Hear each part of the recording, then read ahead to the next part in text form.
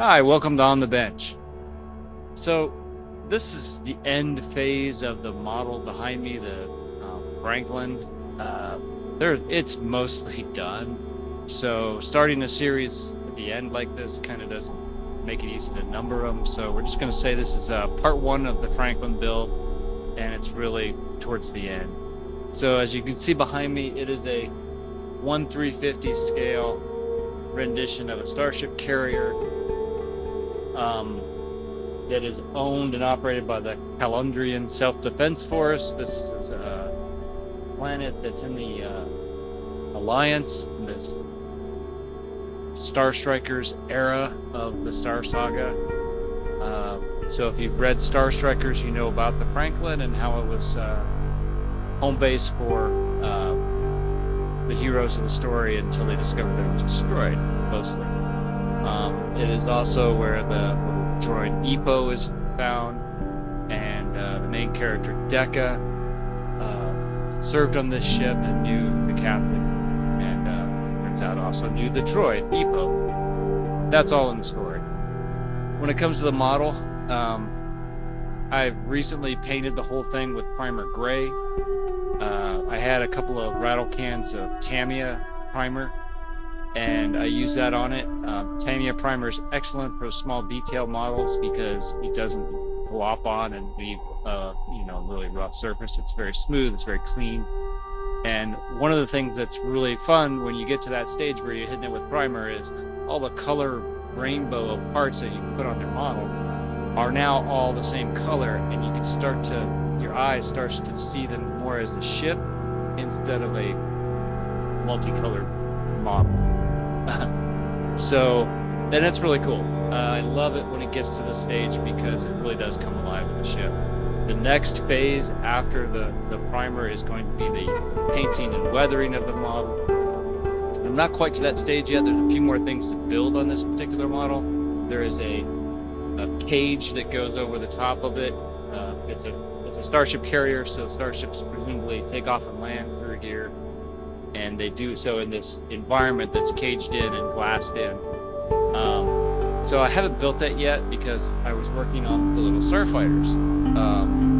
And there's a little story I wanted to tell about the starfighter model. So in previous models of this scale, I've had to build, if I wanted to show a starfighter in 1/350th scale, I mean, I literally had to scratch build a tiny little, it's hard to see, a tiny little starship. And let's do this. See that a little better. Anyway, and these two are examples. This is a starfighter, and this is like a attack ship, like a bomber. And they're all the same scale as this one. They're just smaller. So I needed a bunch of these little starfighters called Spirons. The large one behind the ship here, you may have seen on the bench before. In the process of being made, this is a huge scale. So I can give you a scale, I guess. Okay. Anyway, so the Spiron I needed lots of these little buggers, and I put them on this piece of pink stuff so that you could see it. See them a little better. Anyway, they're really small. These were 3D printed by my son, who's a bit of a tech nerd, and he knows how to run a 3D printer, and I don't. And not only that, but he knows how to do the 3D designs that you need to send to the printer to print them. And he uses Blender for that. He's really good at it. So I had him a couple of years ago. He built a Spiron model, 3D model in Blender. And it was really cool. It was minimally detailed, but it was fine. We played around with it, made some little movies with it. It was fun. But I told him, can you take that model and shrink it down to this tiny scale and print it? And he's like, sure, Dad. So so he did. And first couple of attempts were kind of tragic. Didn't turn out too good. But eventually he got it right, And the only thing that he couldn't print very well was the little flat wings on the back of the models. So I cut those out of plastic and glued them onto his 3D prints and then painted them up. They are not super detailed. When you get real close and look at these, they look terrible. But they would never pass muster for fine scale modeling. However, they're perfect for a book cover because when you see them on a book cover, they're going to be so far away that you just see the shape and the color, and that's about it. So that's fine. So he's made two. I told him I need about half a dozen more to populate the deck, and some of the other things I'm putting on the aircraft carrier deck are these little tractors and things that I was able to get a kit of these for modern aircraft carriers, and I've modified them a little bit. I'll paint them up and put them on the deck and glue everything down, and then I can build the framework that goes over that and paint it up. So it's a process. I know you can't see it too good on here, but I've also detailed all inside this hangar deck underneath. Never going to be seen, but you know what? Sometimes it's just cool to do it. That's what I did. The same with this model. You'll notice that it looks halfway decent from about this angle to the camera, and that's about what's going to be seen on the book. That's the cover angle that'll be shot. So consequently, the back of this model, not even bothered to detail. Not needed. Not going to be seen. This is a production model and not a display model.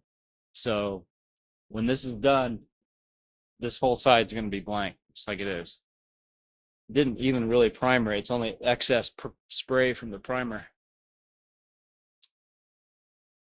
I painted the back so I could do the engines, but I knew the engines might be seen at the tips, but I went ahead and did all the detail in there, and I'll eventually paint all that because, you know, sometimes, like I said, it just looks cool to, I mean, you could display this from one side like this side and it'd be all right. Anyway, it's a lot of time was spent in detailing this model, primarily because I ran out of parts. Model kit parts is what you usually use for this kind of detailing, and I just kind of was steadily running out.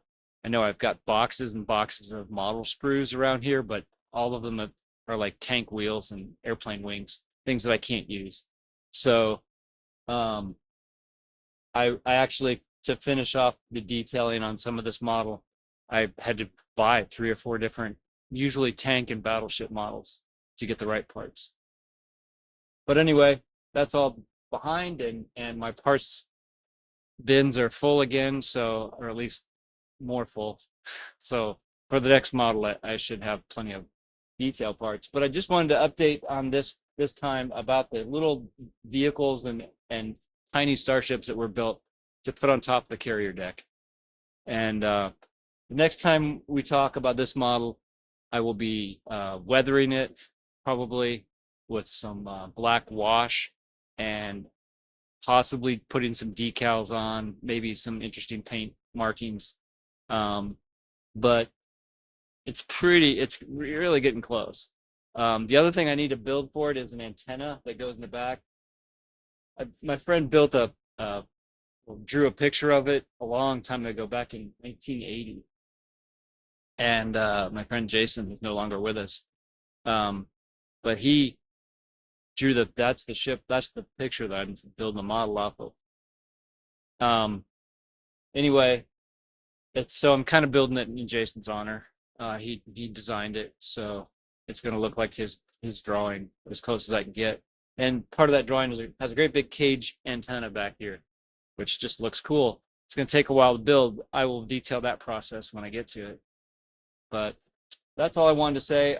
You can use 3D printing for this kind of modeling. And like I said, if I was a blender whiz, I'd be able to make all kinds of parts in 3D print them. But generally, the kinds of models I do require better, finer detail than what your average off-the-shelf 3D printer can give you. So I'd have to go with more expensive chemical-based printers, which I just don't want to mess with. I'd rather buy model kits and randomly find parts, like the old-fashioned way, like they used to do it. um, Back in the Industrial Light and Magic days in the 70s. And they were building Star Wars and Battlestar Galactica and all those other great space movies, Close Encounters, etc. Um, so anyway, that's all I got for this time on the bench. And come back next time. We'll talk about building the wire cage over the top of that and maybe the antenna. Until then, take care.